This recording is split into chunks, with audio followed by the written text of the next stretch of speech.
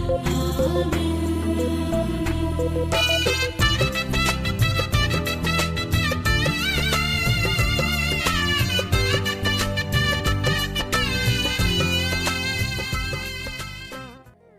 Lord. దేవుని పరిశుద్ధమైన నామమునకు మహిమ కలుగునగాక. మన ప్రభువును మన రక్షకుడైన యేసుక్రీస్తు పరిశుద్ధ నామంలో ఈ ఉదయకాలం దేవుని వాక్యమును వినిచిన మీకందరికీ కూడా నా హృదయపూర్వకమైన వందనములు తెలియజేస్తూ ఉన్నాను. ప్రియులారా, గడిచిన దినమంతా కూడా దేవుని యొక్క కృప, దేవుని యొక్క కనికరం, దేవుని యొక్క వాత్సల్యత మనలను భద్రపరిచి, మనలను పోషించి, మనకు ఆరోగ్యమునిచ్చి, మనకు నెమ్మదినిచ్చి, మనలను సజీవ లెక్కలో నిలిపి దేవుని వాక్యమును, దేవుని నామమును స్తుతించి ఆయనను కీర్తించగలిగినటువంటి భాగ్యమును ప్రభు మనకి ఈ దినం అనుగ్రహించింది. కాబట్టి ఒకసారి చేతులతో దేవుని కృప కొరకై, దేవుడు మనకిచ్చిన ఈ నూతనమైన దినం కొరకు, దేవుని వాత్సల్యత కొరకై చేతులైతే దేవునికి స్తోత్రాలు చెల్లిద్దాం. స్తోత్రం స్తోత్రం స్తోత్రం స్తోత్రం స్తోత్రం స్తోత్రం స్తోత్రం స్తోత్రం స్తోత్రం స్తోత్రం స్తోత్రం స్తోత్రం స్తోత్రం స్తోత్రం స్తోత్రం స్తోత్రం స్తోత్రం. ఈ దినమంతా కూడా ప్రభు యొక్క కృప మనకు తోడై ఉంటున్నట్లుగా, అపవాది క్రియలన్నిటి మీద దేవుడు మనకు జయమునిచ్చినట్లుగా దేవునికి స్తోత్రాలు చెల్లిద్దాం. స్తోత్రం స్తోత్రం స్తోత్రం స్తోత్రం స్తోత్రం స్తోత్రం. ఆమేన్. మంచిది. కొద్ది నిమిషాలు దేవుని యొక్క వాక్యముని ఉదయకాలం మనం ధ్యానించుకుందాం. చూడండి, బైబిల్ గ్రంథంలో నుండి ఈ ఉదయకాలం దేవుని యొక్క వాక్యమును మనం ధ్యానించుకున్నట్టు కొరకు కీర్తనల గ్రంథము 97వ అధ్యాయము, కీర్తనల గ్రంథము 97వ అధ్యాయము 11వ వచనాన్ని బైబిల్ గ్రంథంలో మనం చదువుకున్నప్పుడు అక్కడ ఈ విధముగా వ్రాయబడుతూ ఉన్నది: నీతిమంతుల కొరకు వెలుగును, యథార్థ హృదయుల కొరకు ఆనందమును విత్తబడినవి అనే బైబిల్ గ్రంథంలో మనం చదువుతూ ఉన్నాం. దేవుని నామానికి మహిమ కలుగునగాక. హల్లెలూయా. ప్రియులారా, చదవబడినటువంటి ఆ లేఖన భాగమును మనము గమనిస్తూ ఉన్నప్పుడు నీతిమంతుల కొరకట, యథార్థవంతుల కొరకట ఒక ఆనందమును, ఒక దీవెనను ప్రభు సిద్ధపరచి ఉన్నాడు అనే లేఖన భాగంలో మనం చూస్తూ ఉన్నాం. నీతిమంతుల కొరకు ఒక వెలుగు, యథార్థ హృదయుల కొరకు ఒక ఆనందం ఆయన విత్తి ఉన్నాడు అని లేఖన భాగం మనకు సెలవిస్తూ ఉన్నది. ఈ చివరి దినాల్లో దేవుని సన్నిధానంలో మనము నీతిమంతులముగాను, యథార్థవంతులముగాను ఈ చివరి దినాల్లో మనం జీవించాం. ఎప్పుడైతే నీతి కలిగి, యథార్థత కలిగి ప్రభు దగ్గర మనం నడుచుకుంటామో, నీతి కలిగినటువంటి మనసుతో, యథార్థమైనటువంటి మనసుతో ప్రభు దగ్గర ఎప్పుడైతే మనం నడుచుకునగలుగుతామో, ప్రభు సన్నిధానములట ఆయన మన కొరకు ఒక ఆనందమును సిద్ధపరిచి ఉంచుతాడట.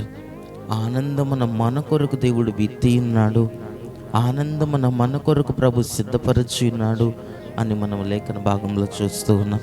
ఈ చివరి దినాల్లో దేవుని దగ్గర మనము దేవుడు మన కొరకు సిద్ధపరిచినటువంటి ఆ ఆనందం, దేవుడు నీ కొరకు సిద్ధపరిచినటువంటి ఆ దీవెనను నీవు సంపాదించుకున్నట్లుగా ప్రభు దగ్గరట మనం ఎల్లప్పుడూ కూడా నీతిమంతులముగాను, యథార్థ హృదయులముగాను, యథార్థవంతులముగాను ప్రభు దగ్గర నడుచుకునేటువంటి వారులముగా మనం ఉండాలి. యథార్థవంతులముగా, దీనులముగా దేవుని దగ్గర మనం నడుచుకుంటూ, యథార్థమైన హృదయముతో దేవుని దగ్గర మనం ప్రార్థించినప్పుడు, కన్నీటితో యథార్థమైన హృదయముతో దేవుని దగ్గర మనం ప్రార్థించి కన్నీరు కార్చినప్పుడట దేవుడు మన కన్నీటిని ఆనంద బాష్ప బిందువులుగా మార్చేటువంటి వాడినిగా ఆయన కనబడుచున్నాడు. మనము కార్చినటువంటి ఆ కన్నీటికి, మనము చేసినటువంటి ఆ ప్రయాస, నీవు పడినటువంటి ఆ ప్రయాస, నీవు చేసినటువంటి ఆ దేవుని దగ్గర నువ్వు చేసినటువంటి ప్రతి కార్యమునకట ఒక ఆనందముతో కూడినటువంటి ఒక దీవెనను ప్రభు మనకు అనుగ్రహించేటువంటి దేవుడిగా కనబడుతున్నాడు. దేవుని దగ్గర అందుకని మనం ఎల్లప్పుడూ కూడా నీతివంతులముగా, యథార్థవంతులముగా ప్రభు దగ్గర మనము జీవించాలి. బైబిల్ గ్రంథంలో యోబును గురించి మనం బైబిల్ గ్రంథంలో మనము చూస్తాం. అతడు దేవుని దగ్గర యథార్థవంతుడిగా అతడు నడుచుకున్నాడు. యథార్థమైన హృదయముతో అతడు దేవుని దగ్గర నడుచుకున్నాడు. యథార్థమైనటువంటి మనసుతో దేవుని దగ్గర అతడు నడుచుకున్నాడు. యథార్థమైనటువంటి హృదయముతో ప్రభు దగ్గర అతడు నడుచుకున్నాడు. యథార్థమైనటువంటి మనస్సు కలిగి యథార్థమైన భక్తిని దేవుని దగ్గర అతడు చేశాడు. కనుక అతడు ఎన్ని శ్రమలను అనుభవించినా, ఎన్ని శోధనలను అనుభవించినా, ఎన్ని ఇబ్బందులు, ఎన్ని నిందలు, ఎన్ని మాటలను అతడు అనుభవించిన దేవుడు అతన్ని విడిచిపెట్టలేదు. ఒక రోజున దేవుడు అతన్ని ఆనందముతో దేవుడు అతన్ని నింపి ఉన్నాడు. దేవుడు అతని కొరకు ఆనందమును సిద్ధపరిచి ఉంచాడు.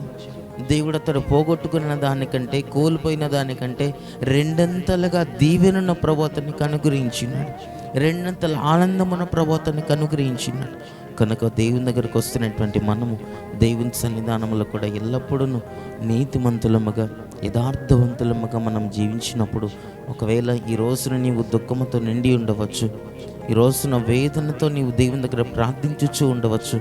కానీ యథార్థమైన హృదయముతో, నీతి కలిగినటువంటి హృదయంతో దేవుని దగ్గర మనం ప్రార్థన చేయగలిగితే, నీతి కలిగి యథార్థమైన హృదయంతో దేవుని మనం వెంబడించగలిగితే, ప్రభు అట నీ కొరకు ఒక ఆనందమును సిద్ధపరచి ఉన్నాడు. ప్రభు మన కొరకు ఒక దీవెనను, ఒక ఆనంద తైలముతో నిన్ను అభిషేకించబోచున్నాడు అని లేఖన భాగములు మనకి సెలవిస్తున్నాయి. కాబట్టి చివరి దినాల్లో నీతి కలిగి, యథార్థత కలిగి ప్రభు దగ్గర మనం నడుచుకుందాం. అటువంటి నీతి కలిగినటువంటి, యథార్థమైనటువంటి మనస్సును ప్రభు మనకందరికీ అనుగ్రహించి కృపతోనూ దయతోనూ ఈ చివరి దినాల్లో ప్రభు మనలందరినీ నింపునుగాక. ఆమేన్. ప్రార్థన చేసుకుందాం. కన్నులను మూసుకునండి. మహాపరిశుద్ధుడా, దయగలిగిన మా ప్రభు, నీకు స్తుతులు స్తోత్రములు చెల్లిస్తున్నాం.